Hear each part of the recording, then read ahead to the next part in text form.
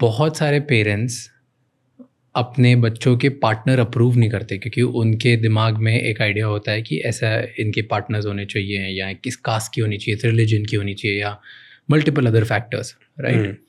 And वो अगर वो लड़की चूज़ कर लेती है उनके खिलाफ जाके किसी और के साथ शादी कर लेती है, या चूज़ करती है अपने पार्टनर के, लड़का चूज़ कर लेता है अगेंस्ट जाके, एंड देन ये वॉइड बना देते हैं पेरेंट्स, इस टाइम पे एक बहुत बड़ी बात बना देते हैं, गुस्सा बना देते हैं, एंड ये एक मेजर इशू बन जाता है for a larger fight. And इसमें यूजुअली पेरेंट्स का सेम कॉन्वर्जेशन होती है कि तुम अरे 2 साल के पीछे तुम हमारे 50 साल का जो 25 साल का जो 30 साल का जो हमारा रिश्ता है उसको तोड़ रहे हो, right? What do you think? Have you, क्योंकि आप एक थेरेपिस्ट, तो आपने बहुत सारे ऐसे केसेस देखे होंगे जहाँ पे पार्टनर्स ने अपनी पसंद से शादी की होगी पेरेंट्स के अगेंस्ट जाके, एंड बहुत सारी ऐसी होगी जो पार्टनर्स ने नहीं शादी करी होगी क्योंकि उनके पेरेंट्स ने उन पर कुछ प्रेशर डाला या बोला और उन्होंने अपने लवर को छोड़ दिया और किसी दूसरे से शादी कर ली अपने पेरेंट्स को इम्प्रेस करने के लिए। कौन ज़्यादा खुश रहता है? For sure, I would say on average, people who choose, they are likely to enjoy more happiness, and they do enjoy more happiness, and there are certain reasons for this, of course. अच्छा, इसको actually क्योंकि ये जो topic भी है कि खुद choose करना, हम इसको वेस्टर्न मानते हैं, राइट? तो और लोग वेस्टर्न एग्जांपल देखे they say it as a cautionary tale कि अरे भाई उनके डिवोर्स रेट देखें, खुद चूज करते देखो उनके क्या हाल हो रहे हैं। But I think they are misunderstanding the data here कि द आइडिया इज कि जब तुम सेल्फ ड्रिवन होते हो कि I am gonna make choices for my happiness, yes it looks selfish but ultimately you do end up optimizing for your happiness more because that is your goal. तो इसलिए हम ये जो दूसरा वाला पाथ है, वो पाथ के पीछे है क्या कि मुझे पता है मेरे लिए क्या इंटरेस्टिंग है, मुझे क्या अच्छा लग रहा है, मुझे स्पार्क कहाँ मिल रहा है। तो तुम पहले मोमेंट से कर क्या रहे हो? तुम पहले मोमेंट से ही अपनी हैप्पीनेस, अपने स्पार्क, अपनी केमिस्ट्री को ऑप्टिमाइज कर रहे हो। So it only make sense कि on average, on the whole, those people will likely enjoy more connection, क्योंकि उन्होंने शादी तभी की जब वो पहले फ्रेंडशिप बना पाए, क्योंकि उन्होंने प्रोसेस वो चूज किया। सो जैसे हम वही कहते हैं ना कि तुम बिजनेस भी करते हो, तुम बेस्ट प्रिंसिपल्स लगा लो, the business can still fail but all you can do is use the best practices, but guarantee तो फिर भी नहीं होती ना। तो द सेम यहाँ पर है कि तुम बेस्ट प्रैक्टिसेस यूज कर लो, विच इज कि I am gonna look for certain traits, develop friendship, develop my own connection. You may still end up with a partner who cheats on you, who turns out to be abusive, narcissistic. It can still happen, but on the whole, the probability of success will be higher on your side. तो recommendation यही है कि choose that path based on again. choose करो. partner को choose करो. पर अब जब choose कर लिया, right? And at this time, अब parents against हो गए कि नहीं करना, हमें नहीं चाहिए, right? So आप fight करके you choose the partner. What happens now? ऐसी टाइप की relationships चलती है? Does it work?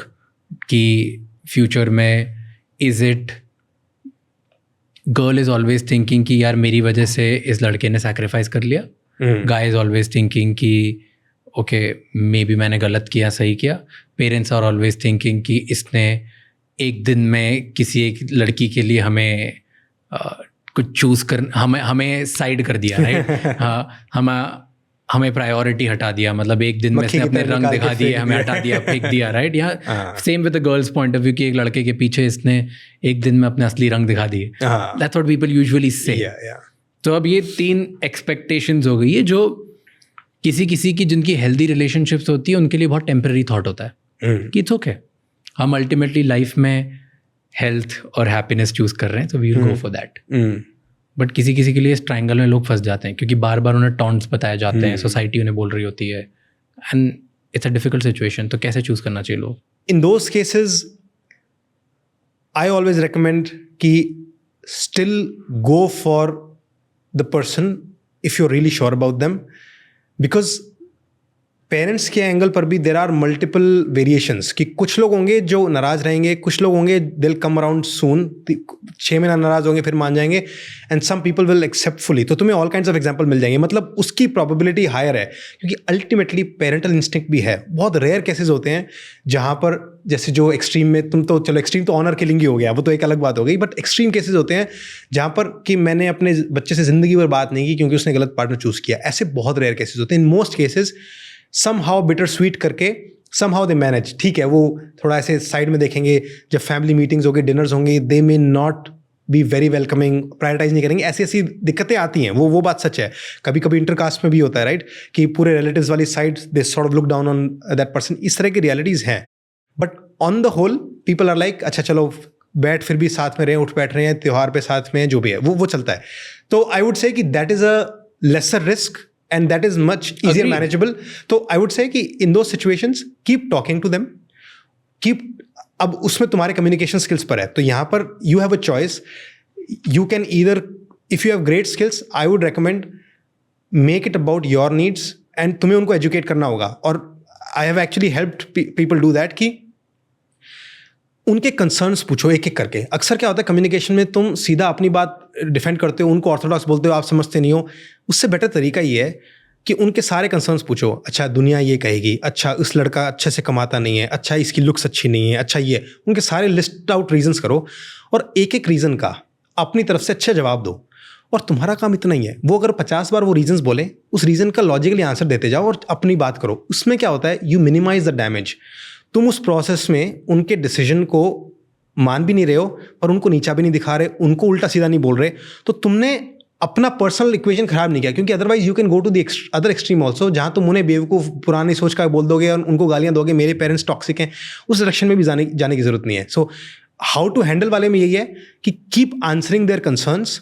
वो नहीं मानेंगे, उनकी सोच नहीं बदलेगी, बट एटलीस्ट तुमने उस कॉन्वर्सेशन में कुछ गलत नहीं किया, कुछ पॉजिटिव छोड़ के गए। और बहुत बार ये भी होता है, पेरेंट्स में से एक parent they come around quicker और वो दूसरे को कन्विंस करते हैं, समझाते हैं, बट एज लॉन्ग एज तुम बात करते रहोगे तो रिलेशनशिप मेंटेन रहेगा and go for that. So handling में this would be the communication I would always recommend, which people often miss out on. Thank you so much ये clip end तक देखने के लिए। अगर आपको और भी ऐसी क्लिप्स देखनी है तो राज शमानी क्लिप्स चैनल को सब्सक्राइब कर लीजिए।